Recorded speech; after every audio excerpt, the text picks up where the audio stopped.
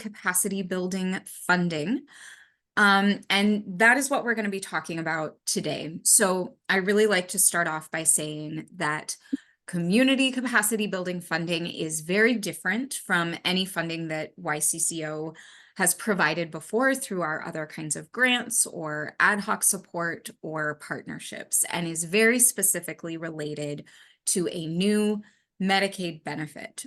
So we are also releasing our kind of more regular grant cycle in alignment with our community health improvement plan, our supporting health for all through reinvestment, our share grants. And that is also going to be released in March, but it is a separate cycle and a separate process.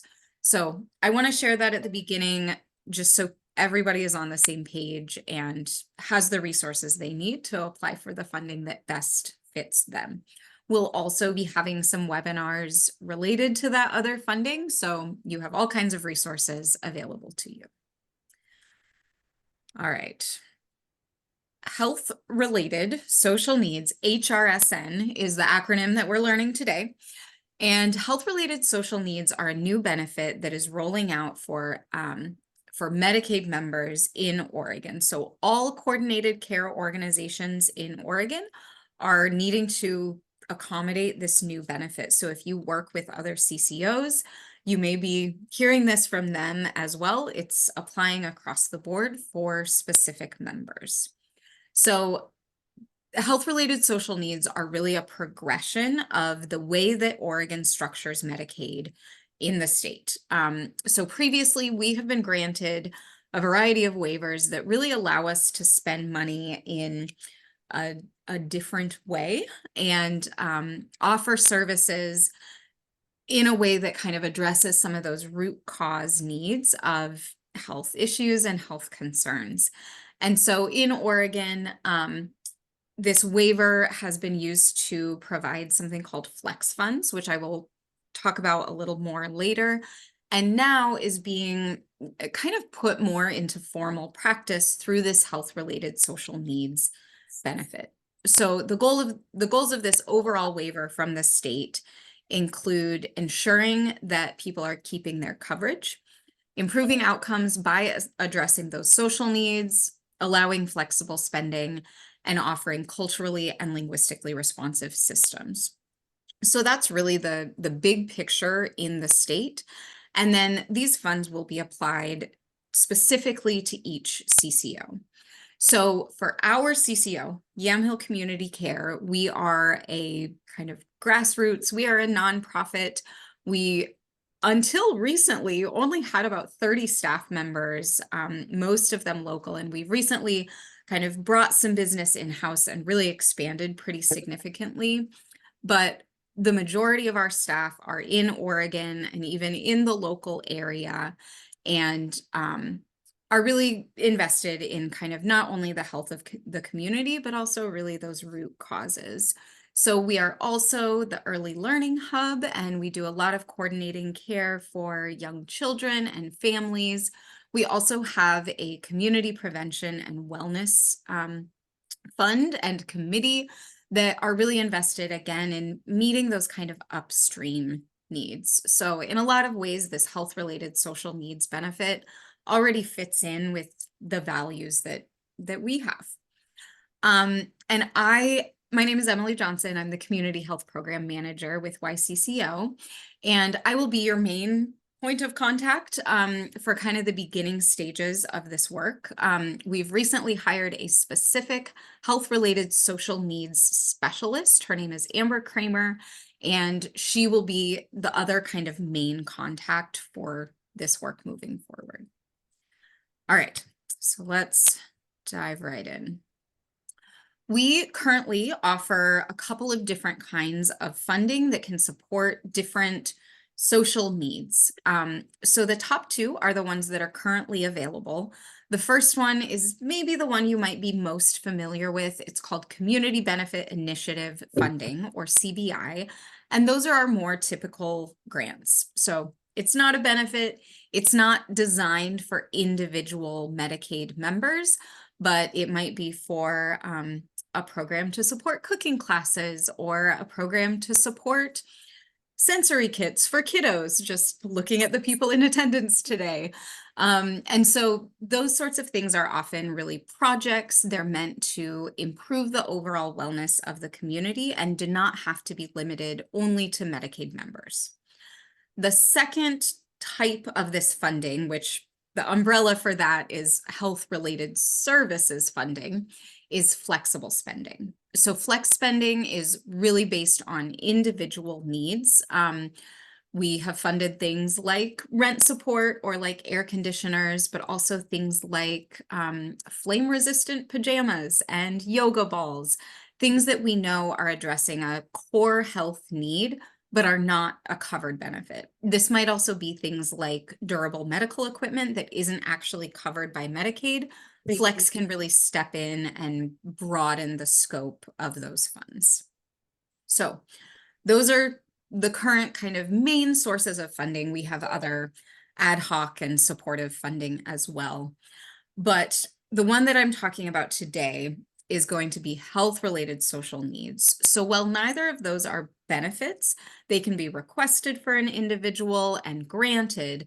Health-related social needs is a guaranteed benefit for those who qualify. And I'll talk a little about the somewhat stringent requirements in a minute. But they're going to require a network of social needs providers or HRSN providers to deliver the climate, nutrition, and housing services that will be covered by this benefit.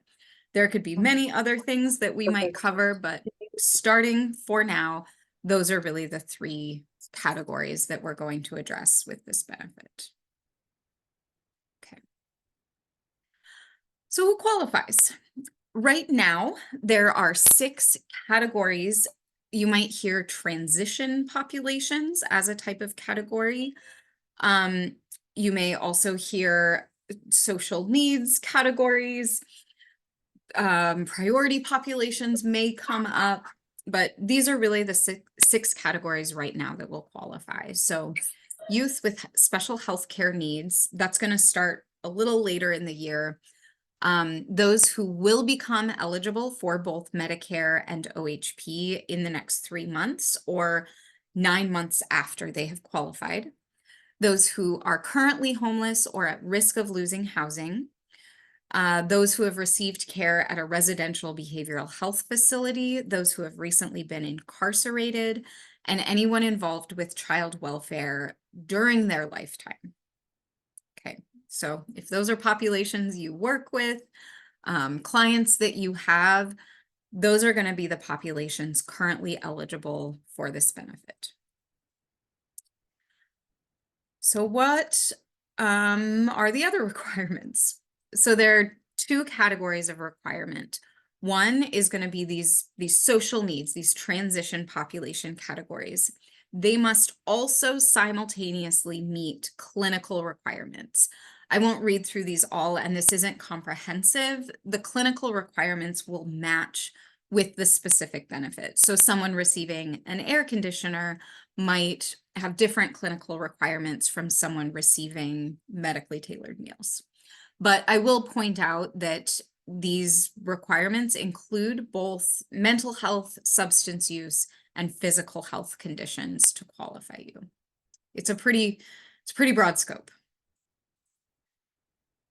Okay, so here are the things that are going to be covered by this new benefit. Climate devices. This is going live on March 1st. This is largely going to be managed internally by YCCO. So anyone who has a client who may need one of these things and fits into those population categories can fill out something called a prior authorization form, and they can request that their client receive this service. So that will be going live on March 1st, coming up really soon here. And then in November, we're going to roll out a housing benefit specific to people who are at risk of losing housing. So people who are currently homeless won't yet be eligible.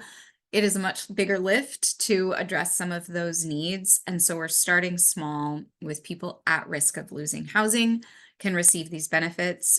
And then in February of 2025, the nutrition benefit will start. So it's kind of a scaled rollout of these benefits. And then housing, this is going to cover utility costs, different kinds of moving and staying in housing services, home modifications for accessibility, remediation, and then rent and temporary housing costs. That is available up to 6 months of rent. When we use flex funds, that's kind of a single request that would need to be a single payment. The HRSN benefit is meant to be a little long-term so that people can regain stability. And then the last one is nutrition. So this will cover medically tailored meals, meals or pantry stocking, Veggie RX programs, and nutrition education.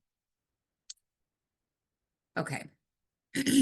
So you're here to talk about available funding. I give you this big, vast description first because the funding for this program is really meant to support providers of these services so that we can have a strong and robust network to deliver the HRSN benefit. And we know that it takes infrastructure to be able to do the things required to deliver a Medicaid benefit. It can be a bureaucratic process to need to do that, and we want to make sure that people feel supported, and that if members are referred to these services, that they can get them in the way that they need them.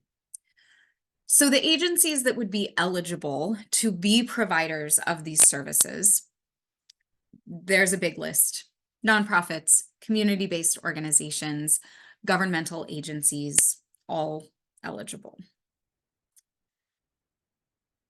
Okay. And then the two ways that support for this program can come through to local agencies are: one, as providers of health-related social needs services, providers can bill for the services that they have delivered. So right now, this would look like an invoice process. If someone delivers a meal, if they offer housing navigation service, if they are connecting someone with a rent voucher, they are able to code and bill and be reimbursed for that service delivery in the same way that a pediatrician can bill and get reimbursed for delivering a well check or a vaccine. And so we're really doing some work to shift some of the social needs service delivery into a more billable and payable model for those for whom it makes sense. And then the other way that organizations can receive support for delivering these services is the community capacity building funding. We know that it takes a lot of capacity and it takes a lot of staff to be able to deliver services in this kind of way. It might be a service expansion, it might be serving a different population, it might be developing the infrastructure to report.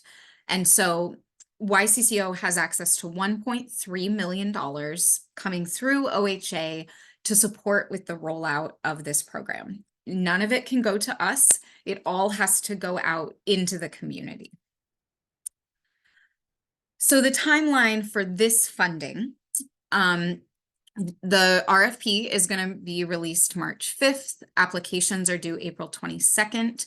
We need to have all of our award proposals to OHA by June 17th, and then OHA will approve those, we expect, in early fall, if not earlier. So what can be covered with this infrastructure funding? And this will be a one-time capacity payment. We anticipate there may be an annual cycle, but we don't have full written confirmation of that yet. And so this will be right now a kind of one-time capacity building fund, whereas billing for those services, delivering meals, delivering nutrition education, that will be ongoing. As long as the HRSN benefit exists as part of this waiver, those payments will be possible. Okay. So within the categories of funding that we can provide, One is technology. It might be getting some sort of IT platform to be able to better track and monitor clients or patients or members. It might be integration of different platforms together. It might be using something like Unite Us, Community Information Exchange, as well as the training that's required to use those new systems. Business and operations. So this might be developing policies, getting or providing technical assistance around the delivery of services, different kind of planning processes, and then procurement of any administrative supports needed. Workforce will include hiring, recruiting, and training new staff. I want to point out that this fund is limited to an 18-month staff support fund. And so within a budget, that staff person can only be covered for 18 months, at which point additional funding will need to be found, or that will need to be built into kind of the operational budget of the organization. This also includes any certifications, training, technical assistance, and anything associated with onboarding new staff. Outreach, education, and convening will include any sort of material development, any convening, whether that's listening sessions, stakeholder interviews, as well as things like translation and interpretation to make sure that all populations are being reached effectively. Okay, so in order to then be an HRSN provider, so upon receipt of these funds, there is an agreement that the recipient would be an HRSN provider. So these providers will need to be accessible, which means they have the operating hours and the staff to meet the needs of the population they serve. The ability to serve the full diversity of members. So there might be annual reports or letters of support from different community partners or community members who can attest to that ability. Ensuring that staff are qualified to deliver the services they're delivering. So that might be they have a food handler safety certificate, or they are qualified to provide housing navigation services. Agencies must provide culturally and linguistically appropriate services. And then in this other column, demonstrating things like history of responsible financial administration. Are you audited? Do you have financial records that you can share? Ability to invoice for services and maintain compliance with rules and regulations. And then also a willingness to participate in a closed loop referral process. So that means as an HRSN provider, an agency could receive a referral, but also have the capacity to communicate back the status of that referral to the referring agency. And then finally, HRSN providers will need to be registered as providers in MMIS, which is the system that Medicaid uses to document and track any providers of Medicaid services. And then I won't read this very text-heavy slide, but there are also resource-specific requirements. So within the housing and nutrition spaces, especially ensuring that anyone delivering services is knowledgeable and has the competencies or certifications required to do that work. Okay. And then finally, providers will need to monitor and report on the services delivered. There are some elements of these reporting requirements that YCCO will hopefully be able to provide and support with. We have a lot of good member demographic data, for instance, but agencies would really need to be able to track member level services and different metrics about the delivery of those services, including time to service, the number of people who are accepting and declining services, and documentation in any sort of care plan that they may have. And then again, a really wordy slide, but this is the rubric that we will be using to review these CCBF Community Capacity Building Fund applications. It shouldn't look different too much from other grants you may have applied for. General organization information, population information, who do you serve and who do you have the capacity to serve?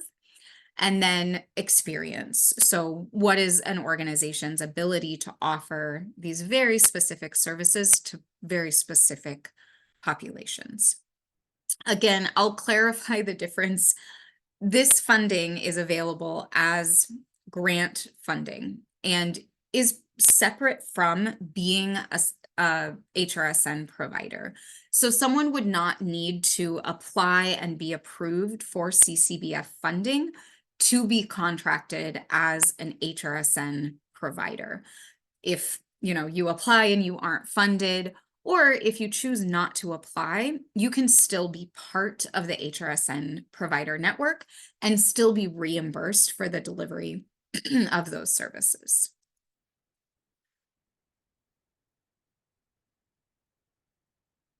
What questions do you have? Feel free to use the chat. Feel free to come off mute.